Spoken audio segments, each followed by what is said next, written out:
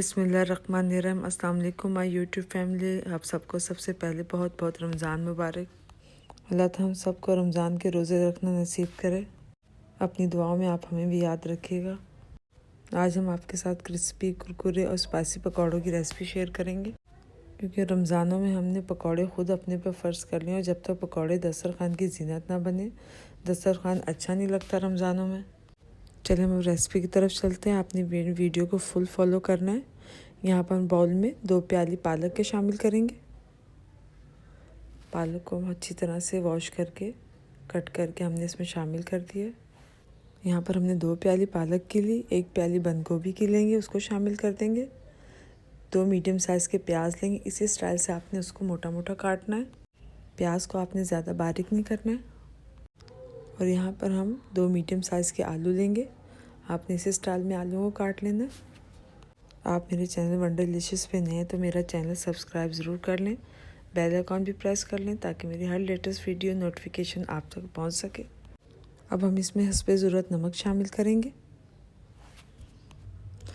1 tablespoon अब हम इसमें लाल मिर्च पाउडर शामिल करेंगे। ये भी आप अपने टेस्ट के अकॉर्डिंग शामिल कर सकते हैं। 1/2 टेबलस्पून ज़ीरे का शामिल करेंगे और 1/2 टेबलस्पून हम इसमें साबुत धनिया शामिल करेंगे। साबुत धनिया शामिल करने के बाद हम इसमें 1/2 टेबलस्पून कुटी हुई मिर्चों का शामिल करेंगे। स्पाइसेस आप अपने टेस्ट के अकॉर्डिंग भी शामिल कर सकते हैं, क्योंकि बच्चों ने भी खाने होते हैं। और 3 से 4 चुटकी हम इसमें बेकिंग सोडा शामिल कर देंगे, जिससे पकौड़े अंदर से सॉफ्ट हो जाते हैं। ये आप लाजमी शामिल करें। पकौड़ों को मज़ीद चटपटा और स्पाइसी बनाने के लिए अब हम इसमें हरी मिर्चें शामिल कर देंगे। रमज़ानों में जितनी चटपटी चीज़ हो उतना ही मज़ा आता है, इसलिए हम इसमें स्पाइसेस ज़्यादा शामिल करेंगे। अब हम इसमें 2 प्याली बेसन की शामिल करेंगे। बर्तन यहाँ पर छोटा है, इसलिए मैं इसके दूसरे बाउल में इसको शामिल कर लूँगी। इसको हमने अच्छी तरह सब चीज़ें इसमें शामिल कर देनी है। 1 प्याली बेसन की हम और शामिल करेंगे इसमें। मेरी रेसिपी आपको पसंद आए तो आपने ज़रूर ट्राई करनी है इस रमज़ान, और मुझे फ़ीडबैक ज़रूर दें कि मेरी रेसिपी आपको कैसी लगी। अब 1 प्याली बेसन की हम और शामिल कर देंगे। अब हम इनको अच्छे से मिक्स कर लेंगे। हाथों को पहले अच्छे से साबुन से धो लें, फिर इसको अच्छे से मिक्स कर लें। पकौड़ों को हाथों की मदद से मिक्स किया जाए उतना अच्छा। थोड़ा सा हम इसमें पानी शामिल कर देंगे। पानी आपने ज़्यादा शामिल नहीं करना, क्योंकि आलू और पालक में कुदरती पानी मौजूद होता है, इसलिए इसमें पानी का आप थोड़ा इस्तेमाल करें। इसको इफ्तार से तकरीबन 1 घंटा पहले बना के रख दें और पानी थोड़ा डाल के इसमें रखें। आहिस्ता आहिस्ता पानी इसमें खुद ही रच बच जाता है। अब हम इसको अच्छे से मिक्स कर लेंगे। इसकी मिक्सिंग भी आपने खूब अच्छे से करनी है। इस रेसिपी में हमने सब्जियों का इस्तेमाल ज़्यादा किया है। यहाँ पर पकौड़ों का मटेरियल थोड़ा सख्त लगा, हम थोड़ा पानी और शामिल कर लेंगे और फिर से हम इसको अच्छे से मिक्स कर लेंगे।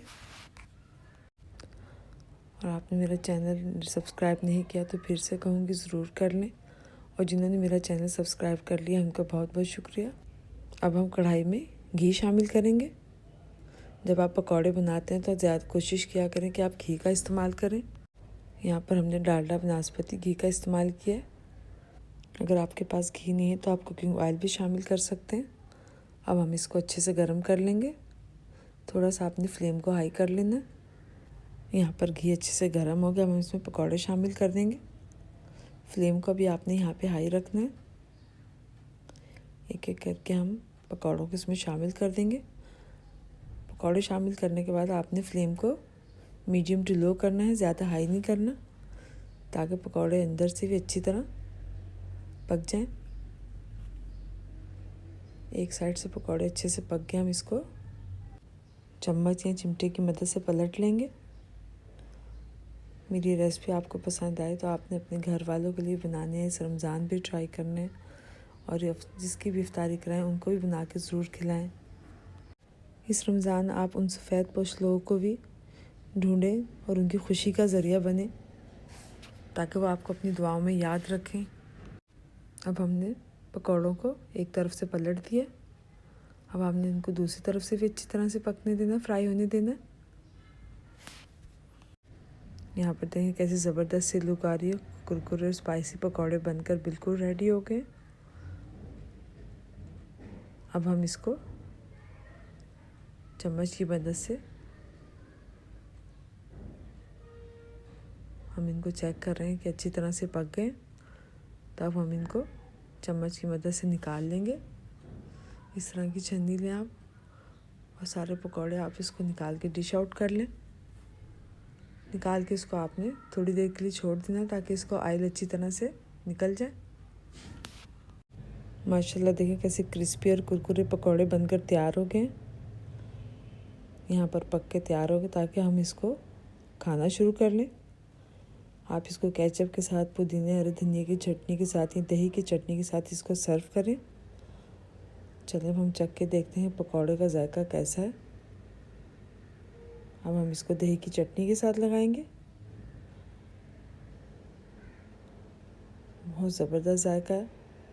व्यूअर्स आप भी बनाएं, अपनी फैमिली के साथ भी बनाएं और मुझे कमेंट बॉक्स में ज़रूर बताएं कि मेरी रेसिपी आपको कैसी लगी और किस शहर, किस मुल्क से आपने मेरी रेसिपी को पसंद और लाइक किया। और मेरी वीडियो को लाइक करना, शेयर करना ना भूलें।